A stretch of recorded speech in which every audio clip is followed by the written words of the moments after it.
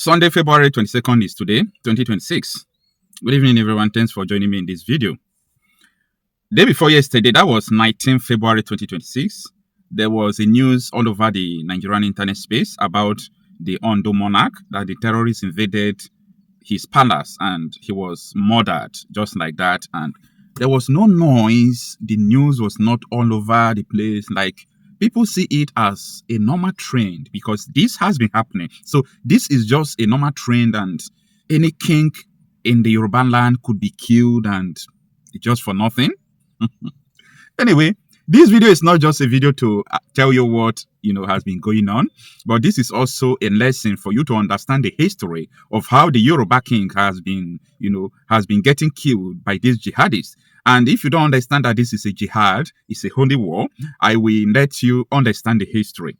Okay, you will understand the history from this video because I'm going to tell you how these jihadists were able to kill the Hausa kings, and they took over the place and they renamed it into Emirate Council, led by the Sultan of Sokoto. Okay, so it is important we understand history. I don't really know the new history curriculum that they are bringing out. I don't know what they are teaching people there, but it's important we understand our history, because if you know history, I think you will not be surprised and be worried about what is going on in Nigeria.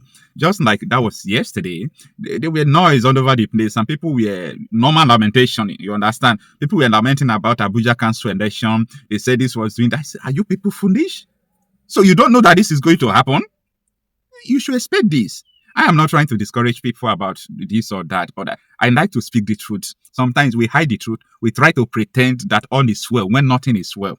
So I'm a kind of person that deals with reality. I don't deal with propaganda or let us just fight, let us just hope for this. No, I deal with the reality. So I can't see black, you are calling it white because you want the black to become white. No, call it black. If you want to repent it, so that you know that you are repenting it. Not that when you see black, you call it white because you want the black to be white. So let's get back to what I was saying. I will tell you the Yoruba kings that have been killed in recent times, the implication, and what it means for Yoruba nation. Because I studied the history, how the Hausa kings were eliminated. They were just eliminated. They were conquered by these Fulani people. And you see in Kano, Zaria, all these places, you have emirs instead of Hausa in a system of rulership. These were Hausa lands, but the Fulanis conquered it. Okay, this is not a video to talk against a tribe. No, I'm just trying to say the reality, to say the truth, so that people will learn, so that they will not be surprised because of what is going on. Now, just dating back to history, before we come to talk about the detailed issue of the killing of the Yoruba kings. Okay, the Fulani rise to power was achieved through 1904 Holy War. That is what they call jihad, okay? It was led by Islamic scholar Osman Danfodio, as you know. Danfodio was a member of the Toronkawa Fulani clan, initially served as a teacher in the Hausa state of Gobie. After escalating tension and a failed assassination attempted by the Hausa ruler, Sake Gobie Yonfa, Danfodio fled to Gudu and was declared Emir Menem, commander of the faithful. That is what it means, the commander of the faithful. And they now use their motto that victory belongs to Allah. And that is the motto up to today that the Nigerian military is using. It started from that time, that victory belongs to Allah. And they named him commander of the faithful. Which kind of faithful are they talking about? Which faith is it? The faith that Sharia must rule in Nigeria. The faith that Sharia must take over Nigeria. So these are the history that you can go and read. Okay. Now let's talk about the consolidation. By 1808, they had captured Gobie, killing King Yonfa. King Yonfa is an Hausa king, so they captured the place, they killed him. The reason why I'm trying to get back, or bring forth the history for you is because I want you to understand that the killing of Yoruba kings is not a mistake. The killing of Yoruba kings is not something that is coincident or by just destiny. No, this is a calculated plan killing. And I can tell you that from now to next 10 years, you will be seeing people who will be calling themselves Yoruba Fundani, Yoruba Fundani, Yoruba Fundani, just like what they told Hausa people, oh, we are the same, Hausa Fundani, Hausa Fundani. Now, they don't say Hausa Fundani again. They said, we are the Fundanis, okay? It is going to start very soon, Yoruba Fundani, Yoruba Fundani. I'm just telling you because these are the steps of capturing kingdoms, cities. And I can tell you that many places, even in Kwara State, Yoruba place, you see Emir. What is Emir doing in Yoruba land? Anyway, now let's talk about the expansion. After the 1808, sorry, in 1815, they had conquered most of Hausa land, including major kingdoms like Kano, Castina, and Zaria. All these emir you are seeing, they were never there before. So the kingdoms were conquered and they took place. Now, the victory led to the founding of the Sokoto Caliphate. I hope you are hearing what I'm saying.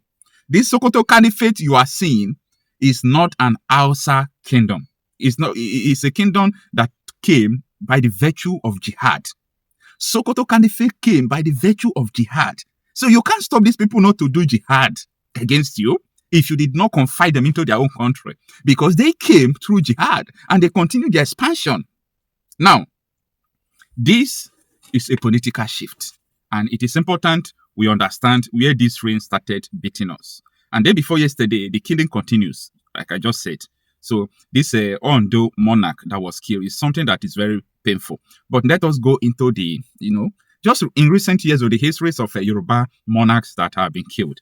Now, pay attention. Professor Akintoye made a statement that 29,000 Yoruba people have been killed by the Fulani militia. 29,000 people. And he made this statement last year. Professor Akintoye made this statement last year, September 24, 2024. That was last 2 years. Sorry, 2024, September 24, 2024. So that was when Professor Akintoye made, this statement that 29,000 Yorubas have been killed by the Fulani militia. So I am not going to talk about the numbers of Yorubas that have been killed by the Fulani militia. I'm just going to talk about the kings, so that you will know the gravity of the jihad that is going on in the southwest of Nigeria. So number one on the list there is Oba Olatunde Olusola Onimojo of Imojo, okay? Onimojo of Imojo, Ekiti, okay? He was killed in Ekiti State in January 2024 by Fulani herdsmen. They call them herdsmen. I'm sorry, I call them terrorists, okay? Because if you check by the definition of these people, they call bandits and herdsmen. What they are doing has nothing to do with banditry or herdsmen. They are terrorists, okay? After their convoy was ambushed on their way back from a security meeting on insecurity in their community. So they went for a meeting to talk about the security in their community. So as he was coming back, he was ambushed and he was killed. Now, on the same day, Oba Shehu Amo Unikoro of Koro, he was killed in his palace in Koro, Ekiti local government area of Kwara State on February 1, 2024.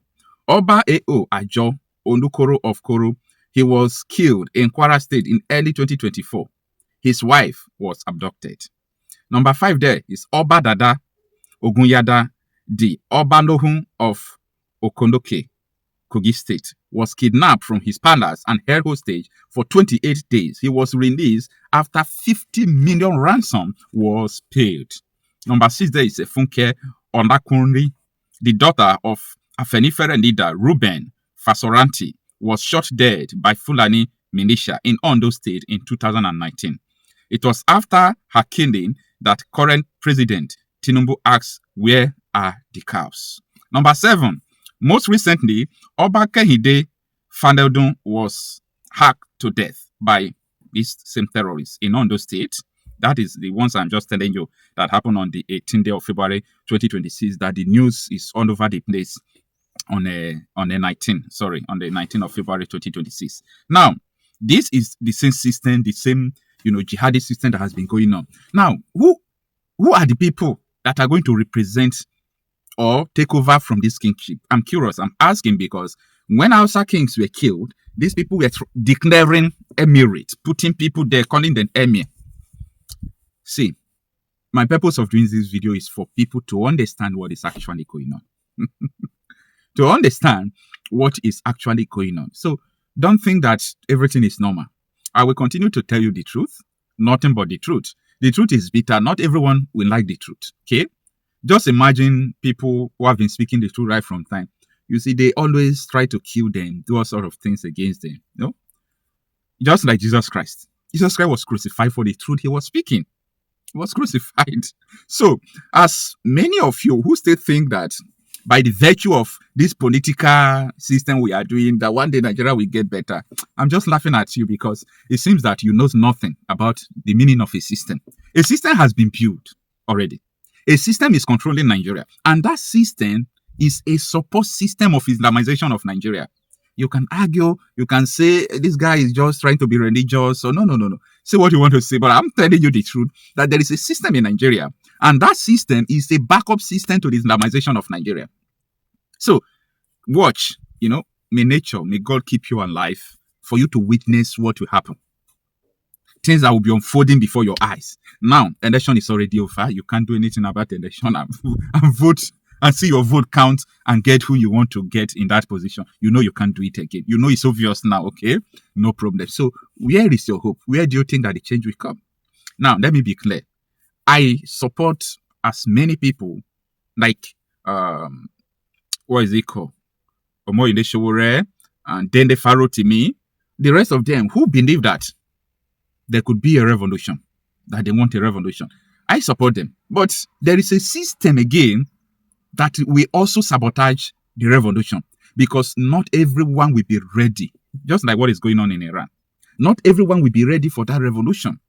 Apart from the people who are loyal to these politicians who are killing the people, doing all sorts of things, I still want to let you know that because of religion, some persons may not see it, okay to carry out a revolution. A revolution is good and it is possible and very effective in a nation.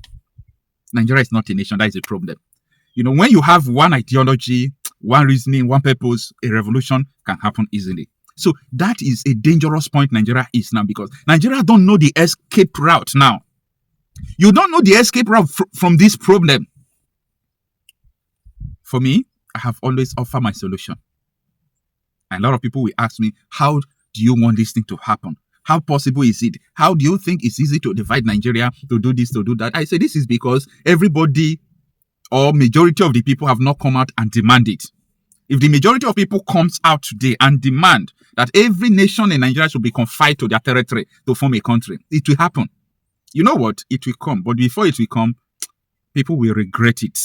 They will regret not to have wished for it.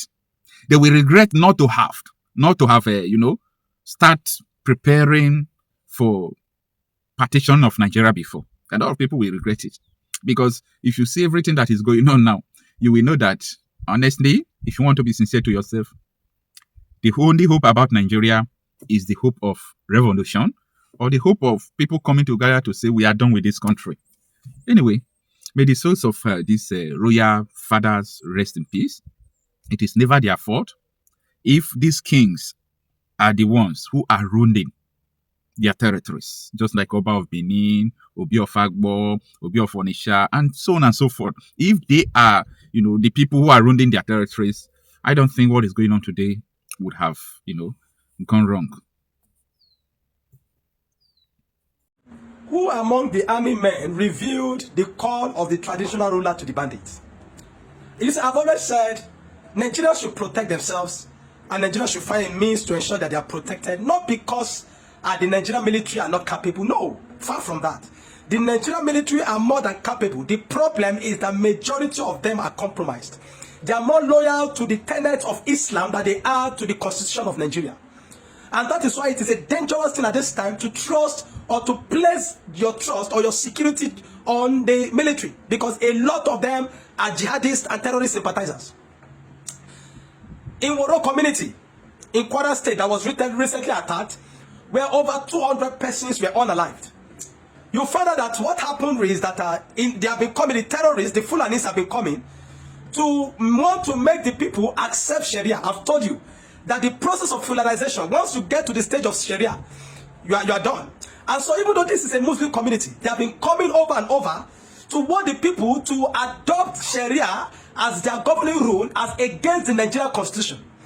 Although these people being Muslims, they said, no, we serve Allah or we serve God, but we rather prefer to still abide by the Nigerian constitution other than Sharia. And it has been a back and forth with this community and the terrorists. Now on this day, they wrote a letter to the chief, to the traditional ruler, either the Seriki or the king or the chief or whatever it is, that they were coming to have a sermon, to preach a Sharia to the people. And the king, knowing their intent, knowing the intent of the people, knowing what they would do, had informed, picked his phone and called the Nigerian military, exactly what every leader that is responsible would do. He called the military and informed them of the intent of these people, that they were coming for this purpose and for this purpose and for this purpose, and that please they need help in whatever way, either to come and protect them in the community or do all they can to ensure that these terrorists, these Fulanis, will not come to their community. And so after that, you expect that the army should rise up at that moment, get up themselves and come to defend the people. But no, guess what? Somebody from the army revealed the secret, revealed the conversation of the man to the bandits, to the terrorists.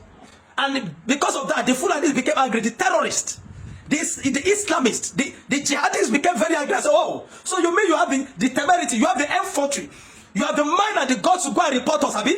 And because of that, they came with full force, with malice, with anger. What you saw was as a result of their anger, because they felt that this man had the guts to come and report us to the army. Somebody at the army betrayed the trust of the people.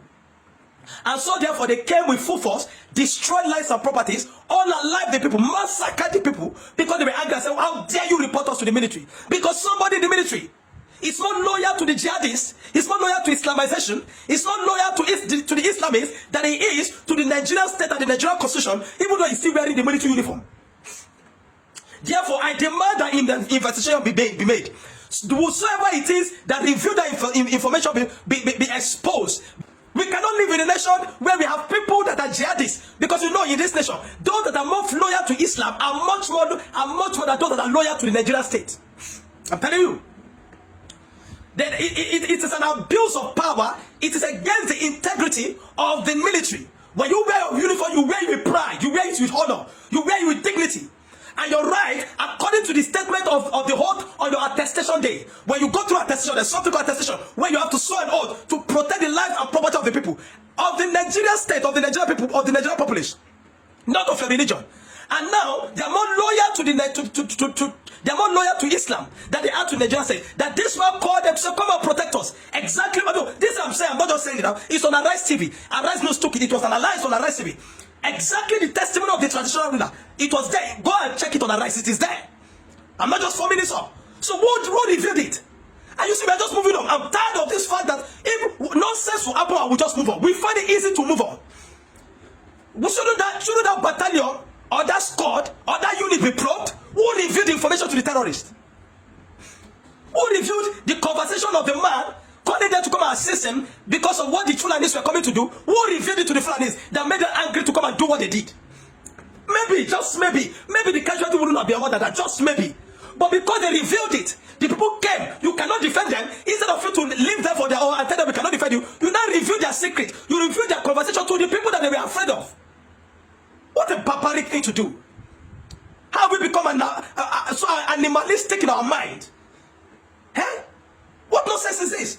The military I know, I know the military. I was trained in the military school. I understand the integrity of the when you wear that uniform, you wear with pride, and you want to do everything possible to justify the honesty, to justify your training, to justify the drill you've received in that military, in that service, so as to be able to protect the people. And you want to wear with dignity. Now you have a lot of Islamists in the military. I've told you, if you ever have a challenge and you're looking for people to, you want to call the military, ensure whosoever is a Christian. If you call a Muslim, there are chances that he might be more loyal to the Islamists, more loyal to Sharia than he is to Nigeria. And if that is the case, be rest assured that your calamity has not been increased. You see, we advocate for the society. We advocate for the Nigerian people, either Christian or Muslim. I've told you I don't hate Muslims. I want to be in a nation where anybody can practice your own, I practice my own. According to the scripture, according to my mandate, I have the responsibility to preach to you. If you don't accept it, it's your choice. I will not kill you I don't have the right to kill that. I shouldn't do that. Why will some people want to Islamize? They have this Islamization thing in mind, being facilitated and enabled by the jihadists in the north, by the oligarchs.